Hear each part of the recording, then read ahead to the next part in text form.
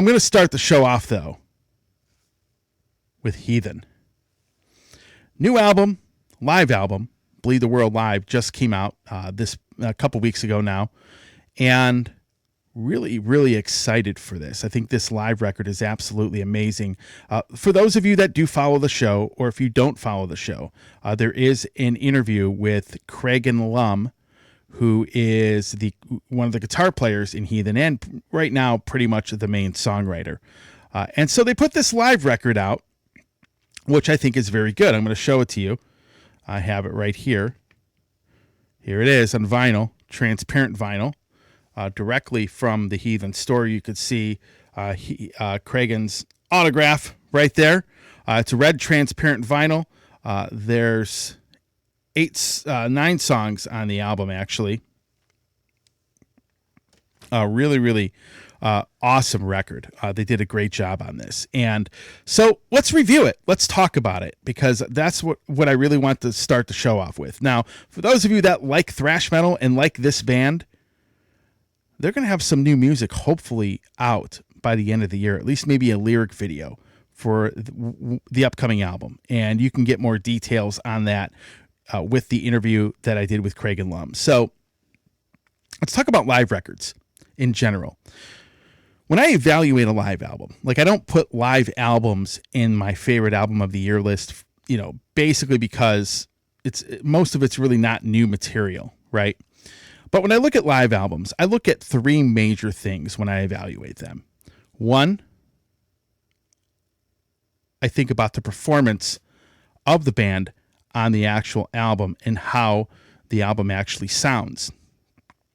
2, when going into how the album actually sounds, how good is the mix on the live record? And last but not least, song selection, which is a really big one for me, actually, when it comes to live records. So let's start first with talking about how this record sounds. First of all, I got to give Cragen Lum and company a lot of credit. They did a tremendous job on this record, not only with the performance of the band, but the sound of the album itself. And the mix, I think, is awesome. Now, one of the things they did, and one of the things I wish more bands would do, because it's a lot cheaper to do this than, say, it would have been 30, 40 years ago. Heathen went on tour. They opened for Symphony X, and I think they had an opening tour for Overkill, with Overkill. They went out and recorded all of their performances from, their past tour. I don't remember which tour he said it was, but I know they recorded pretty much all of the performances from it. And what they did is they went through all of those tracks and picked the best performances and put them on the actual record itself. So in other words, they went through all of the songs and all of the tracks, listened to the performance of the band, and picked the best performance from each city. They also recorded the crowd. Now, I think that's a really cool thing. Like bands, like I know Blind Guardian has done that, in the past.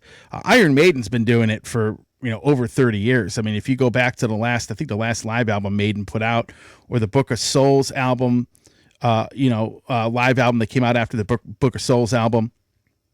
I think Flight 666 did this, where they took live songs from each, the best performances from that tour, and made a live record out of it. And if you want to go further back, Iron Maiden also did this with A Real Live One and A Real Dead One live albums that came out in 1993. They went and found the best performances from the Fear of the Dark tour, kind of divided it up by, old stuff and new stuff, and they picked the best performances and put them on those records. So Heathen has essentially done the same thing. And as a result of that,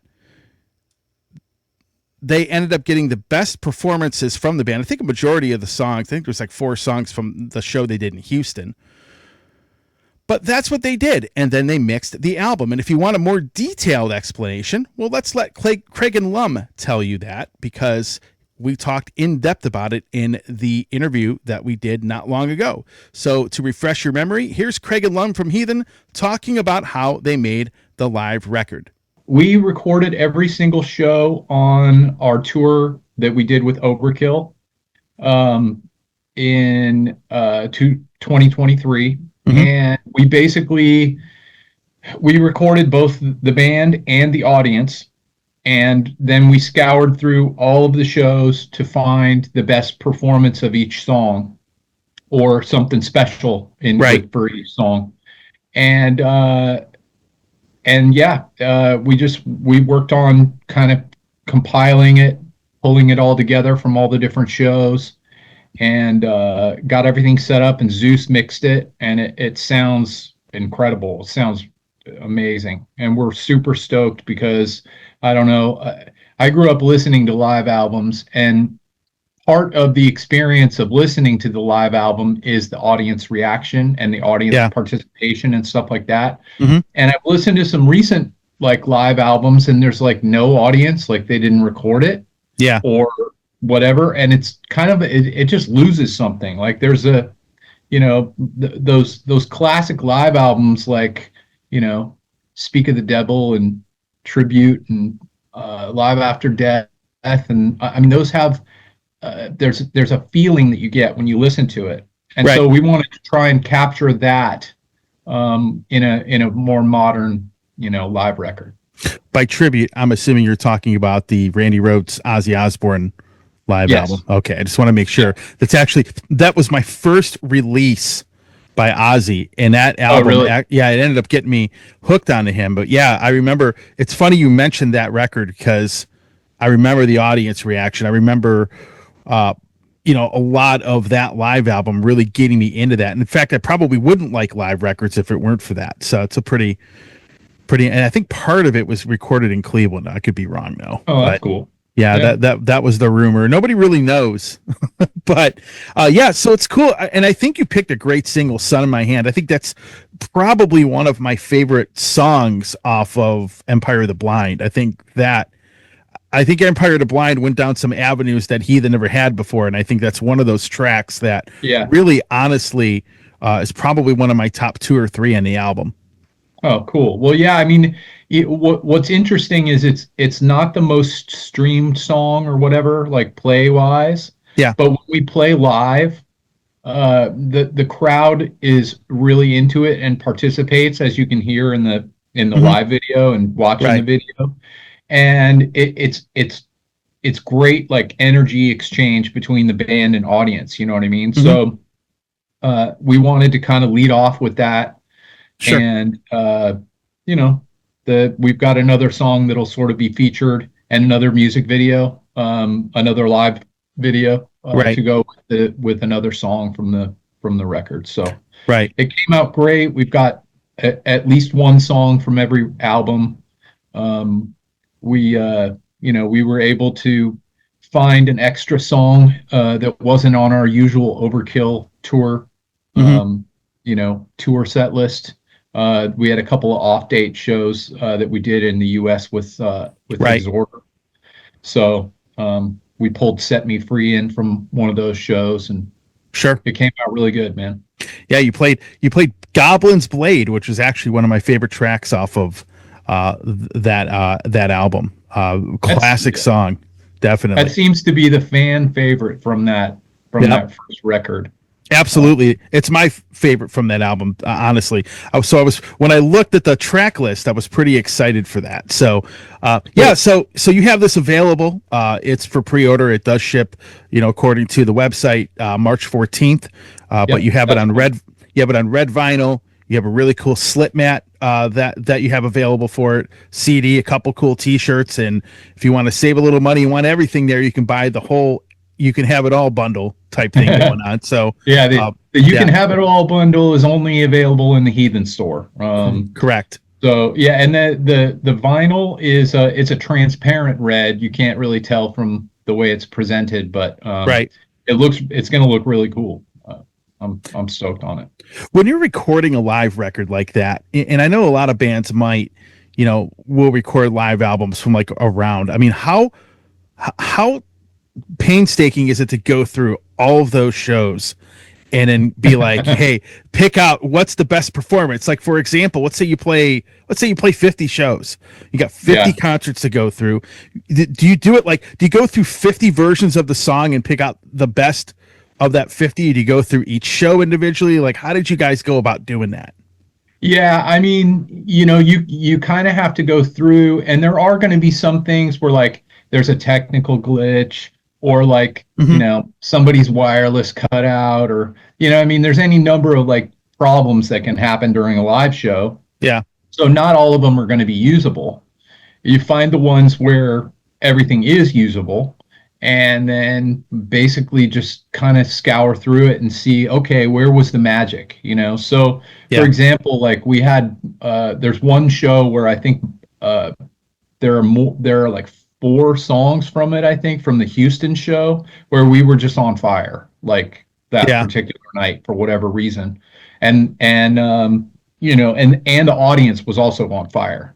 It's one thing if we're playing and the audience isn't there with us, or vice versa. Right. Sometimes there was a great audience, but like something happened, somebody dropped a pick or a stick, or the mic cut out, anything. Hmm. So it's basically that was what really kind of took us a long time, was kind of filtering out all of the stuff and finding the best ones, and then going in and basically like when the show's recorded, it's the whole thing, so you have to go in and you have to cut it up and find just the song and get all those files, and Right. there's a lot of work kind of piecing it all together. And that's Craig and Lum talking about the album Bleed the World live and how it was made. Now, let's get to the third criteria, because we talked about the first two. Song selection. Now, when I think about the song selection on this album, I want everybody to be clear. They were on a tour where they were the opening band. So they weren't headlining. They couldn't play like 15, 20 songs. I mean, they essentially played 8 or 9 songs here. Again, looking at this live record right here, really, really good stuff here. But essentially, they had 8 full-length songs on this album. So you have The Blight, Empire of the Blind. Again, they're basically promoting the Empire of the Blind album. That's their latest release. So you're going to have those first 2 songs. And The Blight is one of the best songs Heathen's ever recorded, number 1. But those first 2 songs are there. And then you go to down here to the song, what is it? Dying Season. That's off of The Evolution of Chaos. Set Me Free is a sweet cover that was on the first album, Breaking the Silence. Sun in My Hand, which is the another song off of Empire of the Blind. And, you ended up getting Goblin's Blade, probably a fan favorite off of the Breaking the Silence album. And then, of course, there's the song Hypnotized off of the album Victims of Deception. Now, Heathen doesn't have a lot of albums, right? But they did cover pretty much their entire discography. And to be honest with you, when it comes to song selection, I think they did a tremendous job on that. I really do. Most of these tracks that are on this live record, there's a lot of other songs I would have loved to have heard, but given the time constraints of being an opening band, I understand why they wouldn't be on there. But I think that the song selection is fantastic, and actually the live album itself flows really, really well. So this being the set that they played on tour, not only did they pick probably the best group of songs to play as an opener, but they covered the entire Heathen discography. So song selection, I mean, I'd give them an A+ on that. So again, I think this is a really well done live record. I think that the packaging and everything that they did for this, as far as the merchandise goes, because there's a slip mat with that album cover on it.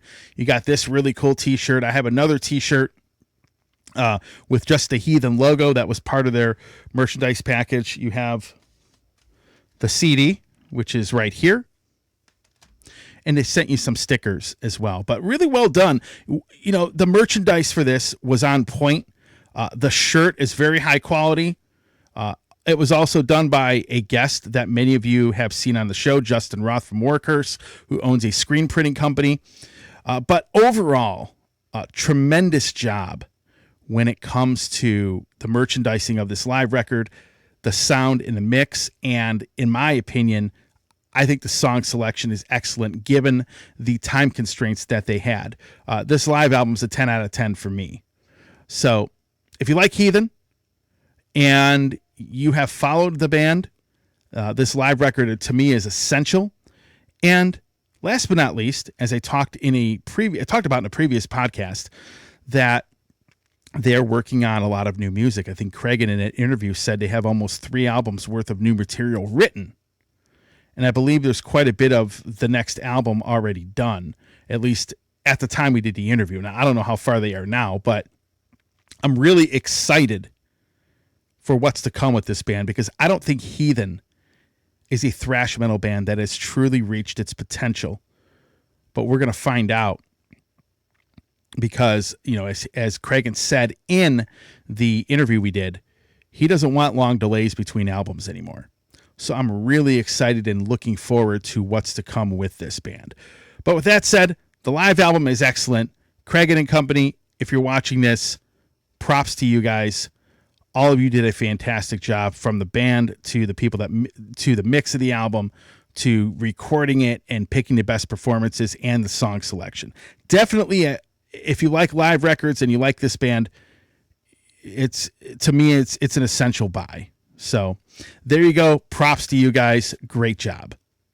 Hey everybody, Tony here from the Metal Command podcast. Again, I appreciate your support. Since 1998, I have hosted this show in one form or another, starting off in radio and now in the podcast format. Again, thanks for watching, and if you like what you see and hear on this show, by all means, please hit the subscribe button, hit the little bell to be notified anytime I do post a video, and if you see this program on any other form of social media, please give me a follow there. Again, I always appreciate your support.